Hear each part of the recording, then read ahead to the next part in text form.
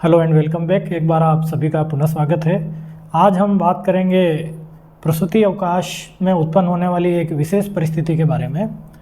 मान लीजिए प्रसव के दौरान किसी मृत शिशु का जन्म होता है अथवा प्रसव के पश्चात नवजात शिशु की मृत्यु हो जाती है। तो इस परिस्थिति में प्रसूति अवकाश का नियमन किस प्रकार किया जाता है और शिशु की मृत्यु होने से प्रसूति अवकाश पर क्या प्रभाव रहता है।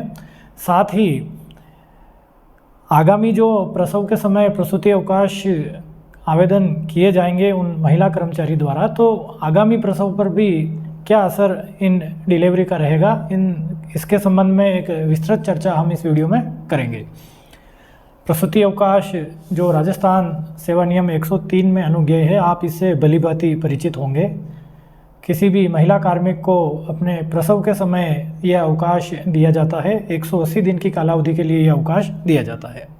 हमें एक बात यहाँ स्पष्ट कर लेनी चाहिए कि प्रसूति अवकाश का संबंध महिला कर्मचारी के स्वास्थ्य से है, यानी कि जब वह प्रसव के लिए जाए तो प्रसव के बाद अपने स्वास्थ्य लाभ को पुनः प्राप्त करके राजकीय कर्तव्य पर लौटें। इस अवकाश का सीधा संबंध प्रसव से है, न कि उत्पन्न होने वाले शिशु से। इसलिए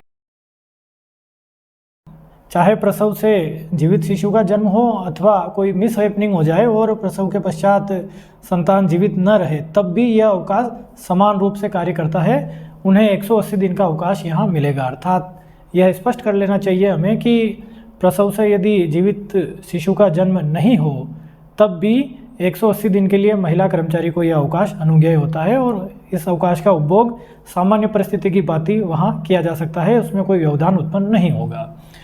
दूसरी बात यह है कि सामान्य परिस्थितियों में यह अवकाश 2 बार, अधिकतम 2 बार के लिए अनुज्ञेय होता है यदि जीवित संतानों की संख्या 2 से कम हो।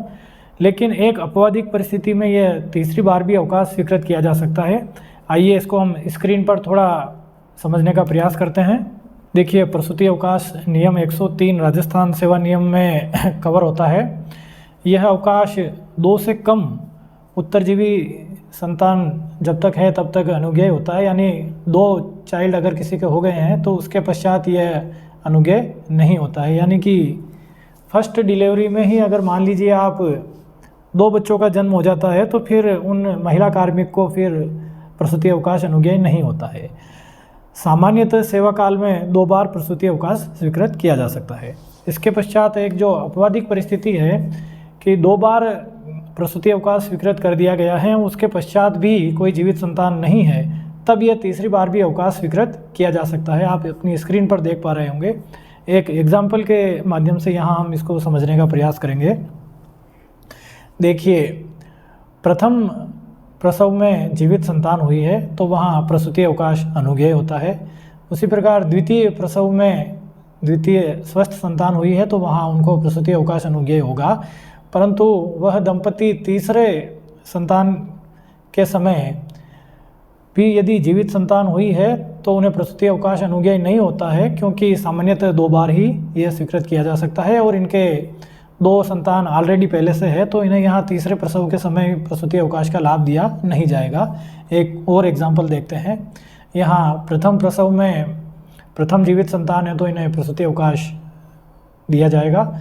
द्वितीय प्रसव में इनकी जीवित संतान उत्पन्न नहीं हुई है, कोई मिस हैपनिंग हो गई है, तो वहाँ भी इन्हें प्रसूति अवकाश तो स्वीकृत किया ही जाएगा, क्योंकि सामान्यतः 2 बार यह अवकाश स्वीकृत किया जा सकता है और जीवित संतानों की संख्या भी यहाँ 2 से कम थी, इसलिए यहाँ द्वितीय बार इनको प्रसूति अवकाश स्वीकृत किया गया।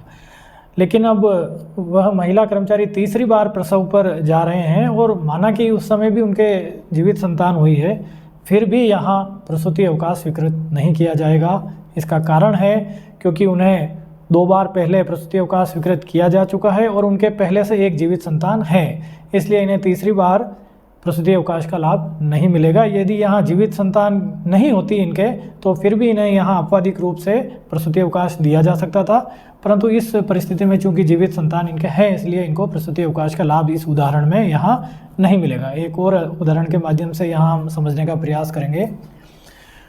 प्रथम और द्वितीय प्रसव दोनों बार इनके जीवित संतान नहीं रही है, दोनों बार कोई दुर्घटना हो गई है। तो प्रसूति अवकाश तो प्रथम प्रसव में भी स्वीकृत किया गया था और द्वितीय प्रसव में भी इनको प्रसूति अवकाश स्वीकृत किया जाएगा, क्योंकि 2 बार तो सामान्यतः प्रसूति अवकाश स्वीकृत किया ही जा सकता है। अब तीसरे प्रसव में इनके जीवित संतान हुई है, चूँकि इनके पहले से कोई जीवित संतान नहीं है, इसलिए यहाँ इन्हें तीसरी बार प्रसूति अवकाश का लाभ प्रदान कर दिया जाएगा। तो इस प्रकार हमने देखा कि किस प्रकार प्रसूति अवकाश का नियमन यहाँ विभिन्न परिस्थितियों में किया जाता है। इससे संबंधित आपके कोई प्रश्न हो तो कमेंट बॉक्स में आवश्यक रूप से कमेंट करें। जल्द ही मिलेंगे किसी नए वीडियो में। थैंक यू, धन्यवाद।